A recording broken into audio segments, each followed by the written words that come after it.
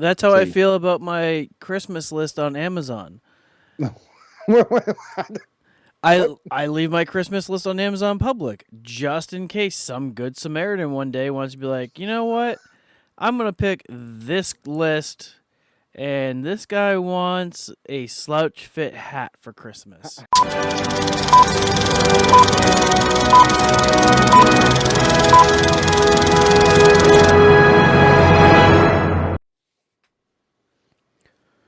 This week on Trees in Space, Jason and I watched the 1985 rated PG comedy Brewster's Millions. I'm Nate Hanks, and this is Jason Smith. Man, he just threw the whole announcer voice in there, Nate. Just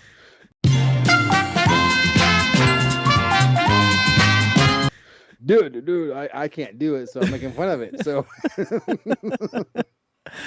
Well, Brewster's Millions is a movie about a minor league baseball player must spend $30 million in 30 days in order to inherit $300 million. However, he's not allowed to own any assets, destroy the money, gift it, or give it to charity, or tell anybody about the deal.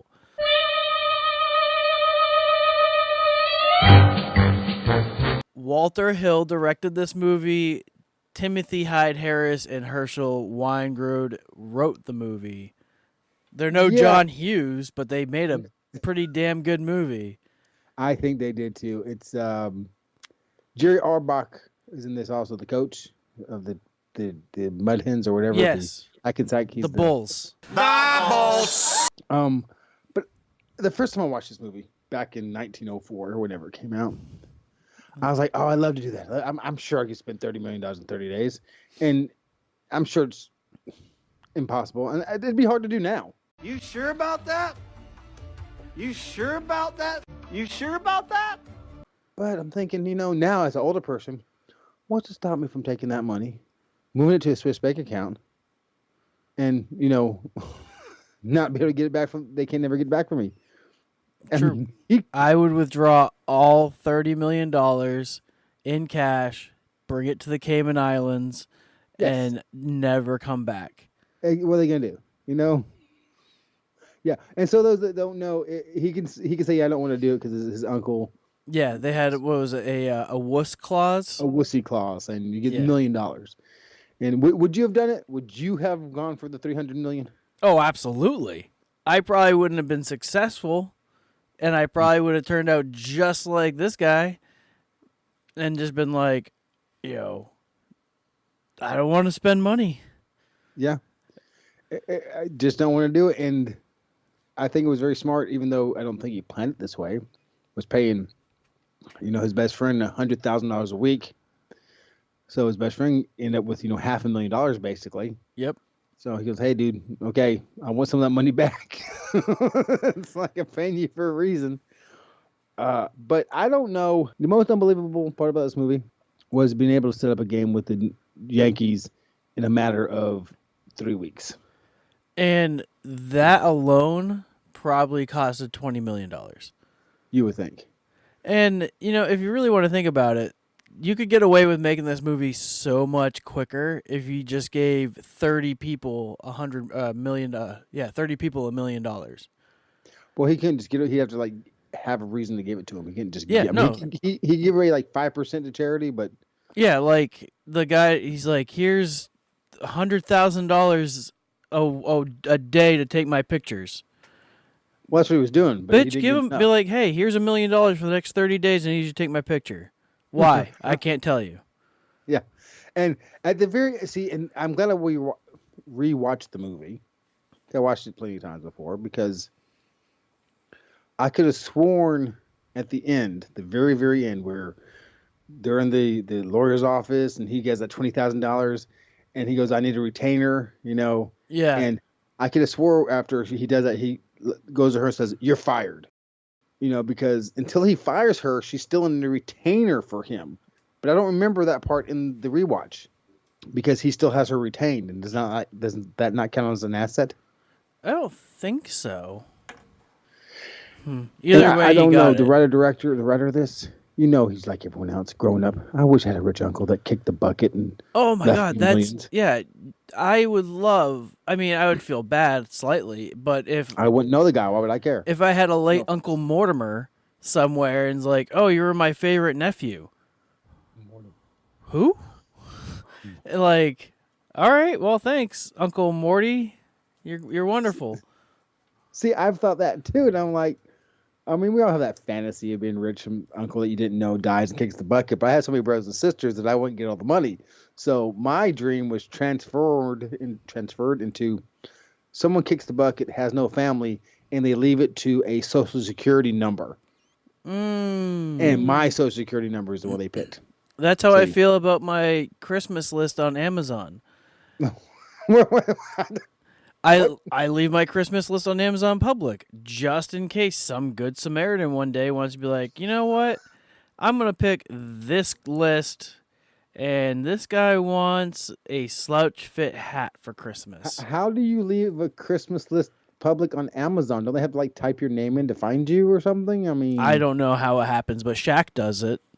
So if because he can Shaq do needs it, people buying stuff for him. he does. He does it all the time. Shaq is great, just as great as this movie.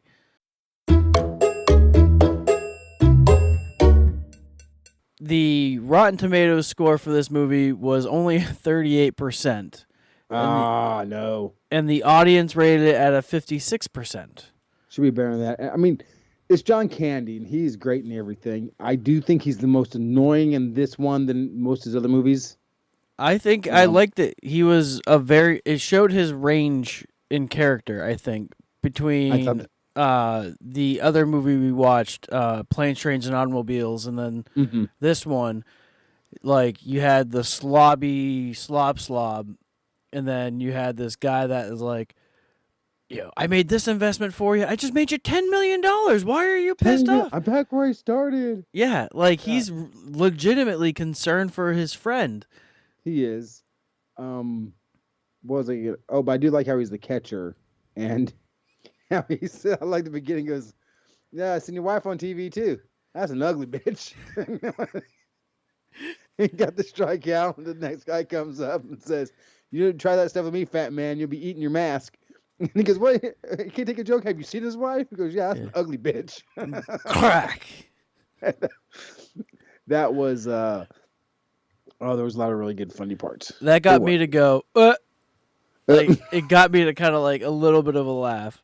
You didn't get no good laugh. I mean, the thing is, I've seen it and I know it well enough that it ain't gonna get me to laugh new. Right, yeah, no, I saw it within the last 4 months, and then I did a really quick rewatch today just to be like, oh, yeah, that's right, I remember this part, and I remember this part, and, like, when they're trying to pick up the ladies at the bar. At the beginning. Yep, and that's how they end up getting arrested, because that's how it all kind of takes fold is they try to pick up these two young ladies at a bar.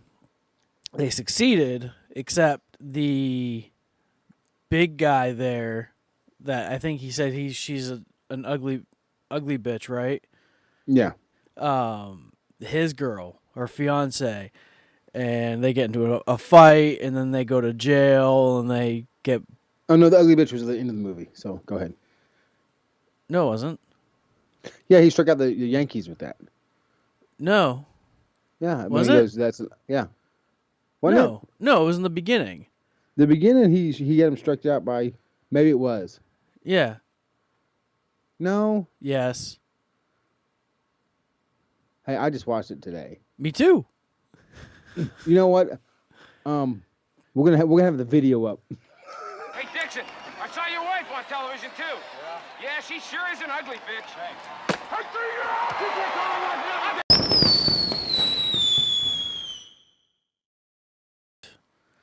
But I think I said what I had to say.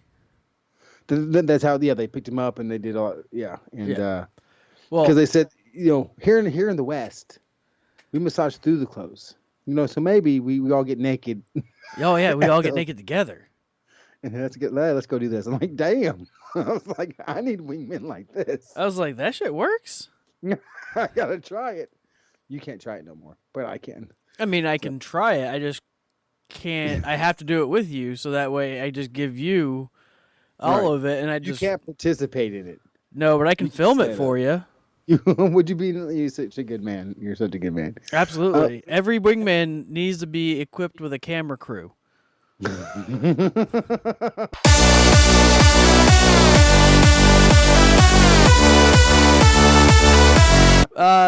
The first 5-star review came from Mutaz D. This movie is a must-own, must-view. This isn't an all-comedy laugh fest like one would come to expect from John Candy and Richard Pryor, although it does have its share of laughs. I would consider it a good retelling of a great mortality tale that stands the test of time. Miss you guys. Dang. I'm pretty sure it's morality tale, but that's all good. I mean, It does say it's about someone morality. dying. Mortality. It says more Morality. morality. Not Yeah, mortality. You would be right. They're wrong. They're and I'm glad that he's saying to those guys because both of them are passed on and they're reading this right now.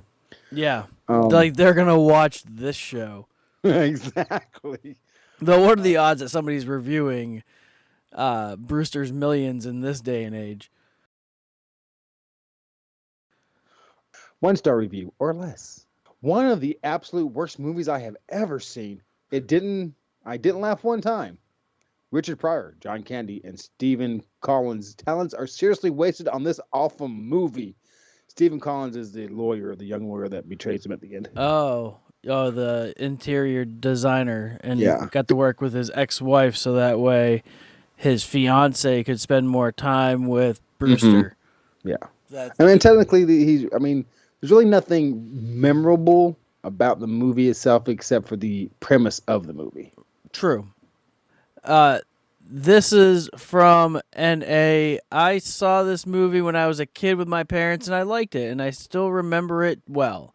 I don't understand why it's doing so poorly on Rotten Tomatoes. This is a great movie. Funny. Richard Pryor had something to say. This movie needs to be re-released in theaters everywhere this weekend. Do it! Just do it! Why this weekend? It's a little What date extreme did he there, host this? friend. Is this a Christmas, New Year's Eve? Is this a particular It's type? cold. There's snow. There- In New York, right? Yeah. So, okay. That's interesting. There's snow in New York, but they're playing baseball in New Jersey. See, there's weird things about this movie. The timeline doesn't add up. There's no way this stuff can all happen in 30 days. And and I was going to say something about that too. How there's no way they were playing baseball during this. So.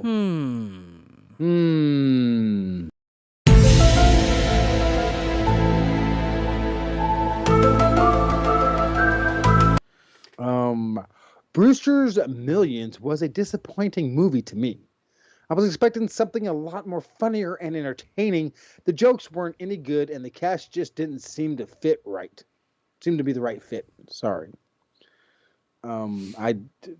Maybe John Candy and Richard Pryor just don't mesh well as no chemistry there. I thought they did It was fine. Yeah.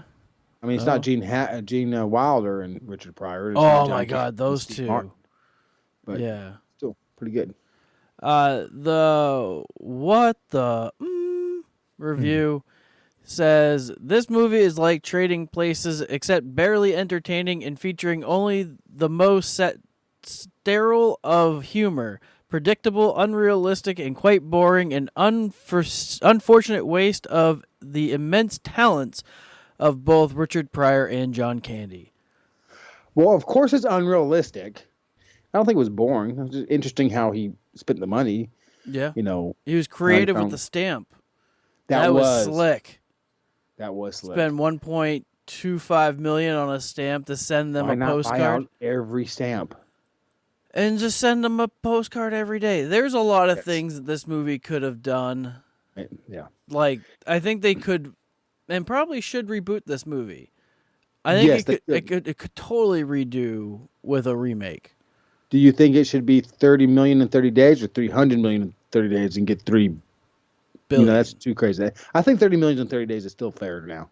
Yeah, I think 30 million and 300 million. I mean, you could Yeah. up it like 50 and 500 500. million. Yeah. Yeah. I don't think it'd work. But yeah, I still think 30 million in 30 days would be tough to do. And they'd have probably a little more rules. Like, you can't do this. You can't overspend on a photographer or on somebody to be your valet. Do you You know have to give them standard or whatever it would be for a regular photographer for 30 days. I was trying to Something think of who I'd want to see in this movie in that role. And right away, I go to like Kate McKinnon. as the one that gets the money, Yeah. you go from a black man to a white woman. Yeah. Yeah, I don't know why. I You can't. don't work I with honestly can't think of a funny current actor. Actually, you know who would probably crush this? Who'd crush this? It would have been James Franco and Seth Rogen. I'm just saying. Seth Rogen as the Seth Rogen catcher. is not an actor. He sucks at acting. I think he would do just fine in this role. We're not reviewing Seth Rogen right now. I know, but he would be. Oh, you say that he'd be the fat friend? He would be the catcher, yeah. Okay. Franco would I have could see been the Pryor. Okay. Yeah. Okay. I'll give it to you. I mean, that'd be a. But you're right. There's no humorous people out there really anymore. I mean, what are you going to do? Put Pete Davidson in the Richard Pryor role, but you still need the catcher guy. Like, yeah, you the catcher. need I'd make the catcher.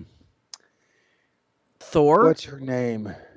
It'd be a female. She also played in Ghostbusters remake, the heavyset girl. Melissa McCarthy. Yeah, she'd be my catcher. Well, yeah, if you did a Kate McKinnon Yeah. and Melissa McCarthy, that would work. Because I wanted Yeah. to put the other Saturday Night Live. Jones. Yeah, Yes. I thought about her as the Pryor role, I mean, but she just seems too much for that role. that's true. But you know what? When we're rich and famous, we're gonna buy the rights to this, and we're gonna redo it. You're gonna be Richard Pryor. I'm gonna be the catcher. That's a lot of work. Anyway, so I guess I'll tell you what I think. yes. I'll tell you my bushes and trees and twigs and stuff.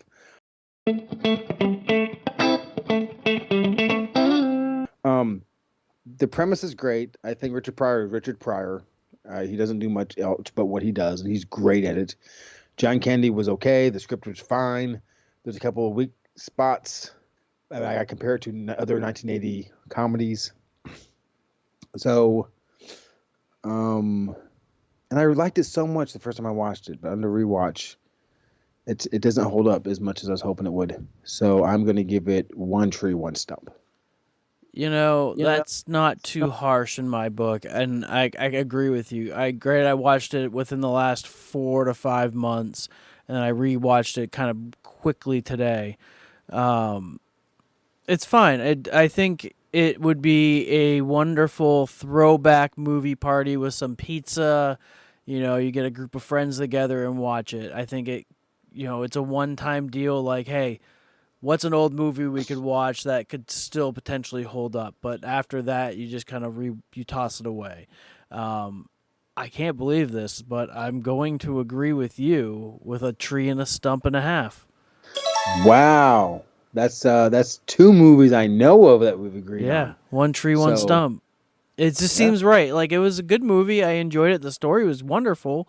I loved the actors in the movie. It just, a second watching of it, it's great the first time. First time watch, I would have given this probably 3 trees.